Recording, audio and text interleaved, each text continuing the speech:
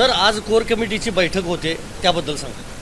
असं आहे की लोकसभेच्या निवडणुका आहेत, त्या निवडणुकीच्या दृष्टीने एकूण निवडणुकीची स्ट्रॅटेजी काय असेल, एकूण त्याचा टाईम टेबल काय असेल, आम्ही सगळ्यांनी काय करायचं आहे, अशा सगळ्या गोष्टींच्या संदर्भात प्रत्येक राज्याच्या कोर कमिटीशी केंद्रीय नेतृत्व चर्चा करते आहे.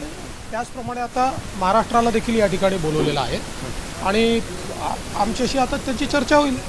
यादीकडे सर लक्ष आहे महाराष्ट्राच्या.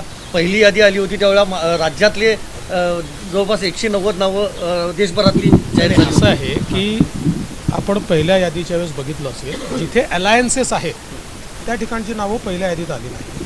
कारण अलायन्सेसमध्ये जे पक्ष सोबत अलायन्समध्ये असतात त्यांच्यासोबत चर्चा करून करायचं असतं. पहिल्या यादीमध्ये जिथे फक्त भाजप लढतो असे स्टेट्स त्या ठिकाणी आलेले आहेत.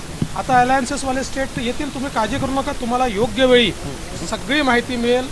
योग्य वेळी सगळ्या प्रकारचे जे काही निर्णय आमचे होतील ते तुमच्यापर्यंत आम्ही पोहोचवूच. सर, कोल्हापूर महाराष्ट्रातील बाकीचे जे मित्रपक्ष त्यांना एक डिजिट उमेदवार हे खरं म्हणजे ही पतंगबाजी आहे. 1 डिजिट मिळणार आणि अर्धेच मिळणार आणि एवढेच मिळणार. मला असं वाटतं की अशा प्रकारे पतंगबाजी करणं अतिशय अयोग्य आहे.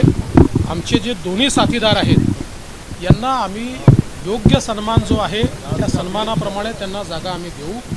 त्याच्यामुळे हे जे काही मीडियात स्वतःहून ठरवत आहे की एवढ्याच जागा मिळणार आणि तेवढ्याच जागा मिळणार, हे मीडियाने बंद केलं पाहिजे. हे अतिशय चुकीचं आहे.